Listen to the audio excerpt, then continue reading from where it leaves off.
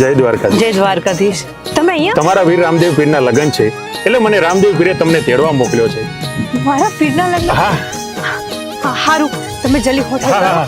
જલ્દી તૈયાર થઈને આવો. હા બેન.